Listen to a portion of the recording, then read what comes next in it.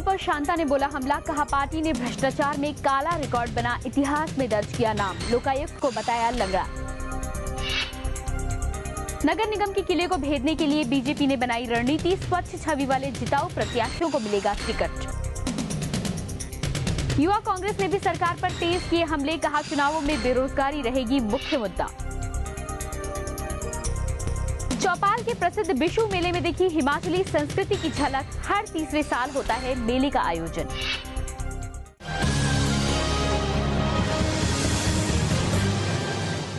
नमस्कार, हिमाचल आजकल में आपका स्वागत है। मैं हूं प्रियंका। अपने इस खास न्यूज बुलेटिन में हम आपको दिखाएंगे राज्य की हर वो खबर जिसका सरोकार सीधे आपसे है।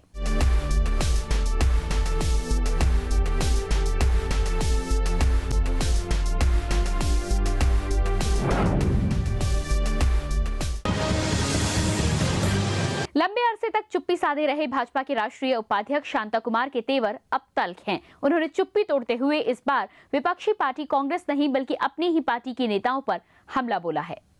शांता कुमार ने चुप्पी तोड़ते हुए कहा है कि प्रदेश भाजपा के कई नेता धन और सत्ता के नशे में चूर हैं। ऐसे में भाजपा का मिशन रिपीट का सपना पूरा नहीं हो सकता। भाजपा के पुराने लोग पार्टी को छोड़ने को मजबूर हो रहे हैं।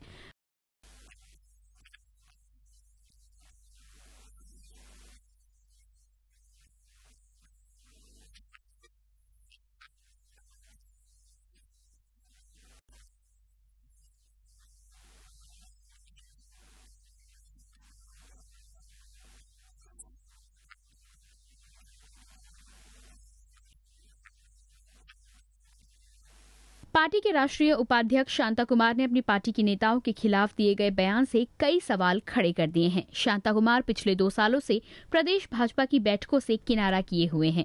अब एकाएक उन्होंने अपनी चुप्पी तोड़ी है और अपनी पार्टी के नेताओं को कटघरे में खड़ा किया है।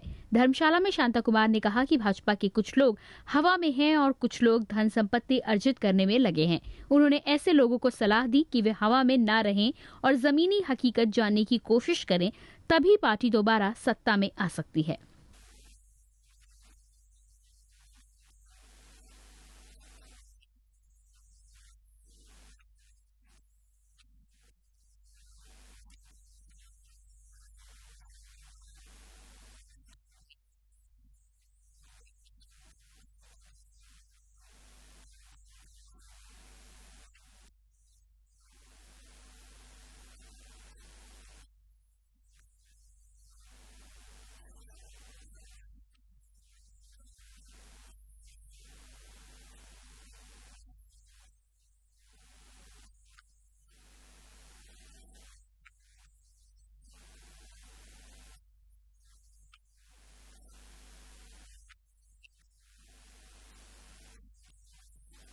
भाजपा को छोड़ रहे पुराने लोगों से पार्टी को हो रहे नुकसान से शांता कुमार बेहद चिंतित हैं। उनका मानना है कि भाजपा को पुराने लोगों को मनाकर उन्हें वापस पार्टी में लाना चाहिए। नृपजीत निप्पी, हिमाचल आजकल, धर्मशाला। बीजेपी के राष्ट्रीय उपाध्यक्ष शांता कुमार का गुस्सा फूट पड़ा और उन्होंने अपनी ही पार्टी पर प्रहार कर दिए। शांता कुमार ने भ्रष्टाचार पर सख्त रुख अख्तियार करते हुए कहा कि ये बड़ी शर्म की बात है कि देश के इतिहास में ये काला रिकॉर्ड हमने बनाया है कि किसी पार्टी के अध्यक्ष को भ्रष्टाचार के मामले में सजा हुई है। इस घटना से पार्टी के लाखों कार्यकर्ताओं के दिल टूटे हैं। शांता कुमार यहीं पर नहीं रुके, उन्होंने हिमाचल में अपनी ही सरकार के जरिए लाए गए लोकायुक्त बिल को भी लंगड़ा करार दिया।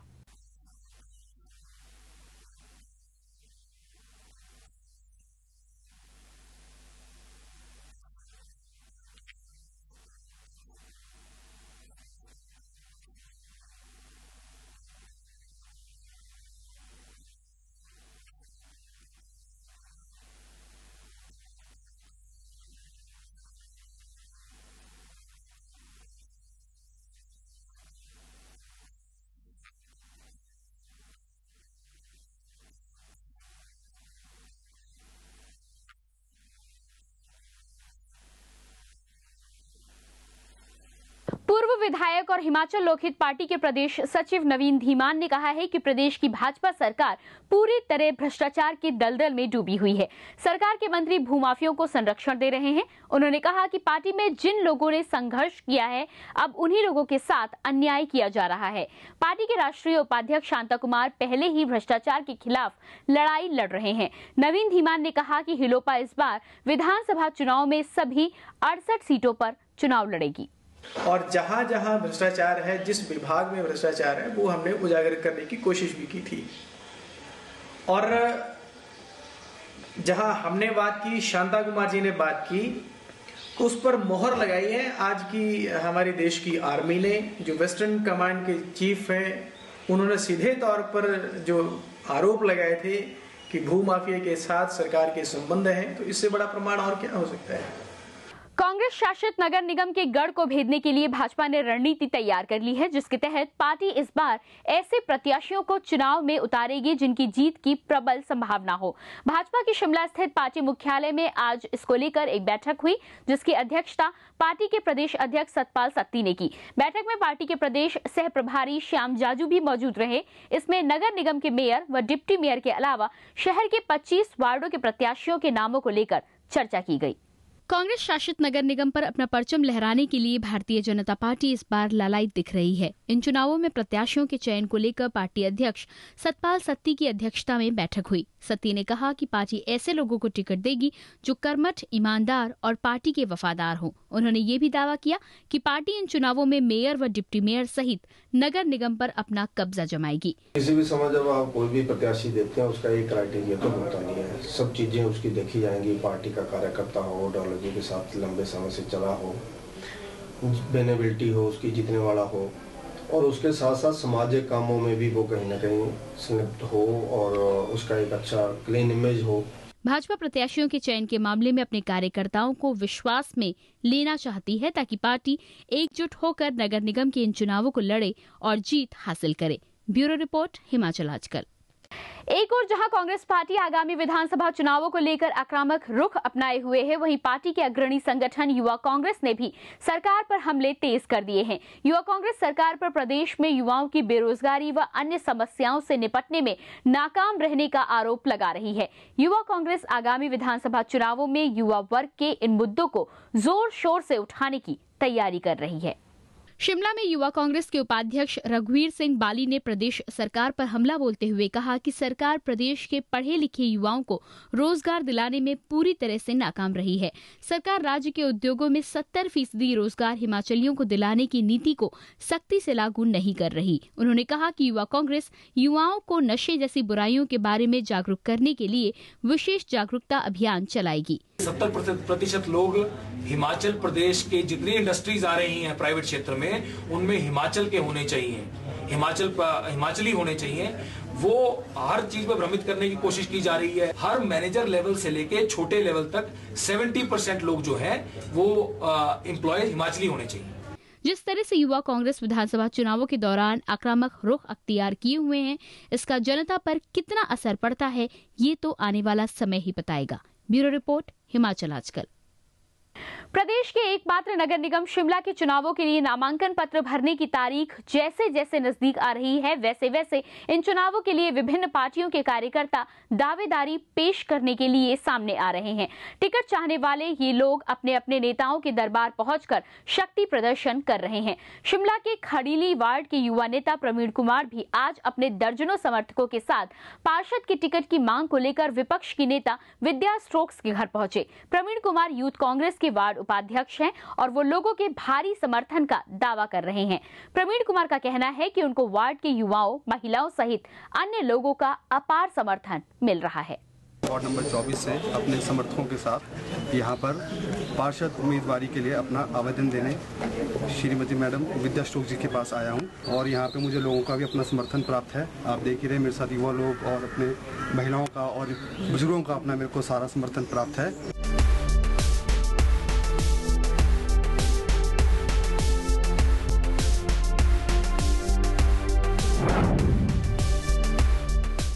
सिंचाई व जन स्वास्थ्य मंत्री रविंद्र सिंह रवि ने कहा है कि वह वल्ल वैली वाम तट मध्यम सिंचाई योजना को मई माह के अंत तक पूरा कर लोगों को समर्पित कर देंगे। रविंद्र सिंह रवि ने इस सिंचाई योजना के कार्य का जायजा लिया और इसके निर्माण कार्य पर संतोष जताया। उन्होंने कहा कि इस योजना के पहले और दूसरे चरण से सुंदरनगर, नाचन और बल्ल की 22 पंचायतों की 3045 हेक्टेयर भूमि में सिंचाई की सुविधा मिलेगी। उन्होंने कहा कि इस योजना के शुरू होने से एक नई हरित क्रांति का सूत्रपात होगा, जिससे नकदी फसलों के उत्पादन को बढ़ावा मिलेगा। इससे इन इलाकों के किसानों की आर्थिक हालात मजबूत होंगे। यहाँ के लगभग 22 पंचायतों को इस स्कीम के बन जाने के बाद वहाँ पर लाभ मिलेगा, इसका ऐसे किसानों को लाभ मिलेगा। और इसके अंतर्गत सबसे बड़ी जो हमारी उपलब्धि रहेगी वो इसमें जो है स्प्रिंकल के माध्यम से जैसे बारिश होती है उस ढंग से यहाँ पर किसान के खेत को या किसान की फसल को जितनी आवश्यकता पानी की होगी, सिंचाई की होगी, उतनी आवश्यकता उनको उस पानी की दी जाएगी। इसके लिए लगभग 2780 हेक्टेयर भूमि जो है वो सिंचित की जाएगी। फर्स्ट फेज में 2355 हेक्टेयर भूमि होगी और सेकंड फेज में लगभग 345 हेक्टेयर भूमि सिंचाई की जाएगी। बागवानी मंत्री नरेंद्र बरगटा ने कहा है कि सरकार बागवानों को यूनिवर्सल कार्टन के प्रयोग के लिए प्रेरित कर रही है। इस बार सेब सीजन के दौरान यूनिवर्सल कार्टन का इस्तेमाल किया जाएगा। ये बात उन्होंने जुब्बल के झगड़ में प्राथमिक स्वास्थ्य केंद्र भवन के शिलान्यास के मौके पर कही। उन्होंने कहा कि इस पंचायत में पिछले 4 सालों में 5.5 करोड़ रुपए विकास कार्यों में खर्च किए गए हैं।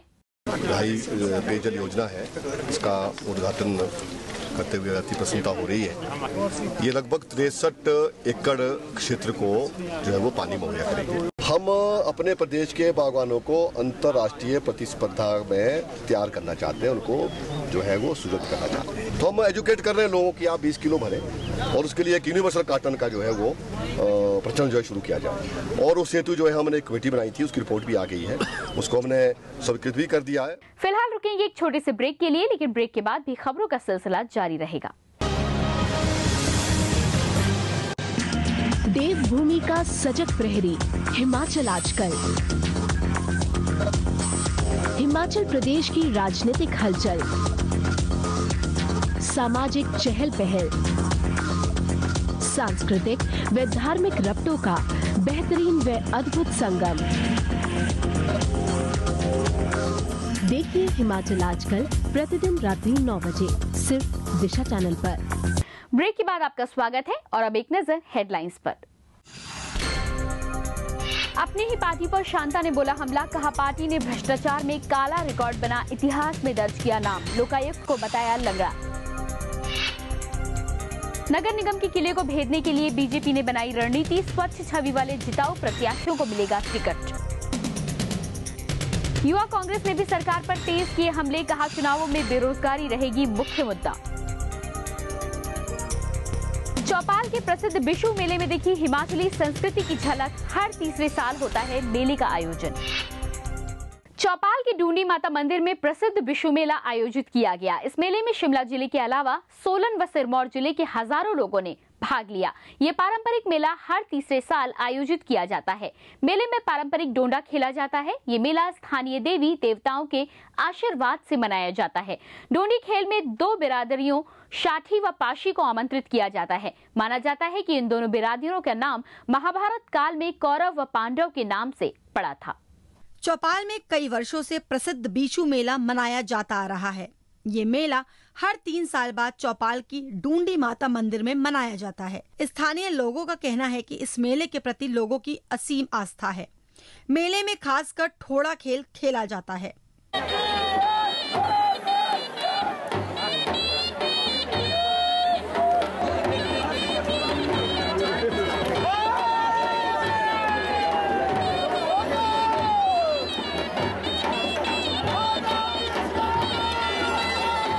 ठुंडू बरादरी का मेला है, इसमें ठोठा खेला जाता है और पार्टियां बुलाते हैं। हर तीसरे साल ये मेला होता है।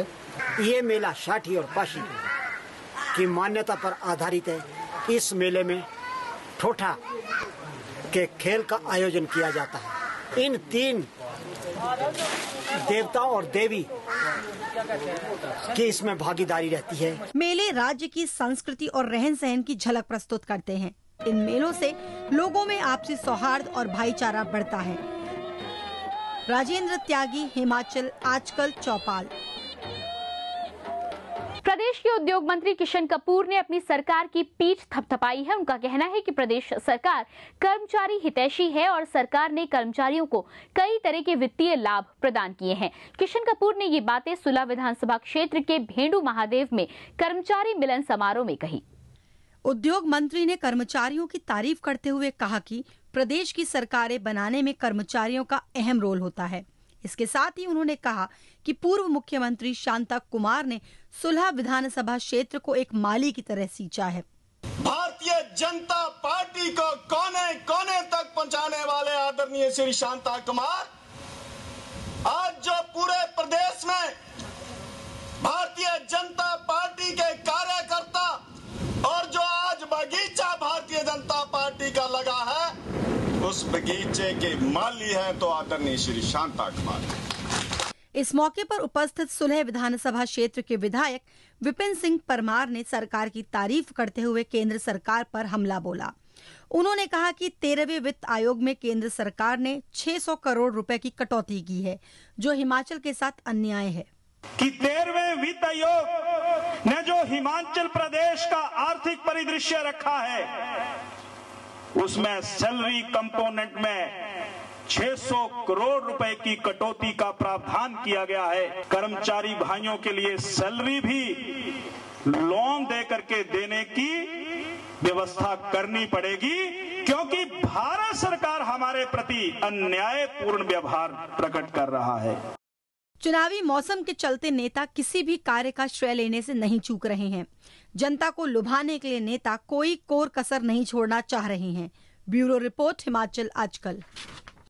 प्रदेश में करुणामूलक आधार पर नौकरियां देने में हो रही देरी पर आश्रित परिवारों का आक्रोश बढ़ता जा रहा है। आश्रित परिवारों ने करुणामूलक आश्रित कमेटी का गठन कर एकजुट होना शुरू कर दिया है। नवगठित कमेटी की पहली बैठक हमीरपुर में हुई। बैठक में सदस्यों ने सरकार पर पात्र आश्रित परिवारों को नौकरी न देने का आरोप लगाया है। कमेटी के अध्यक्ष विशाल शर्मा ने कहा है कि सरकार आश्रित परिवारों को नौकरी देने में आनाकानी कर रही है। उन्होंने कहा कि सरकार के रवैये के चलते आश्रित परिवारों के सदस्यों ने सचिवालय का घेराव करने का फैसला किया है।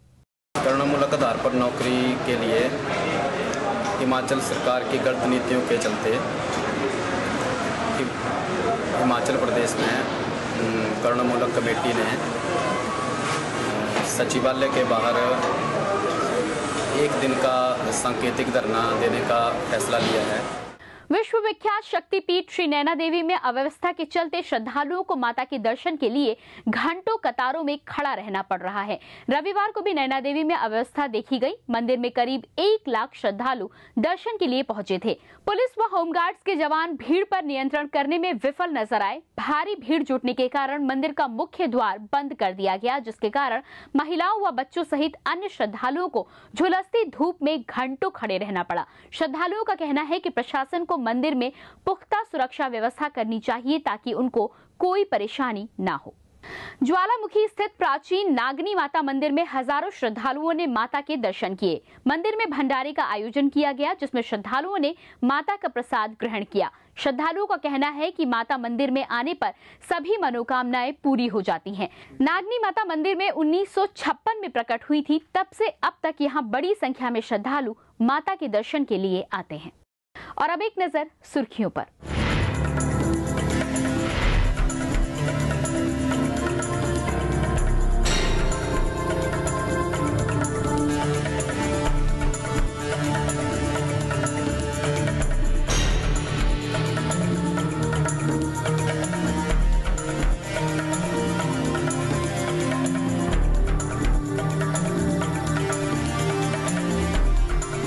अभी के लिए बस इतना ही। हिमाचल की ताज़ा तरीन खबरों के साथ हम फिर होंगे हाजिर। तब तक के लिए नमस्कार। हिमाचल आजकल से जुड़ी किसी भी प्रतिक्रिया या सुझाव के लिए संपर्क करें कृष्ण भानु, ठाकुर वाटिका, खलीनी, शिमला 2।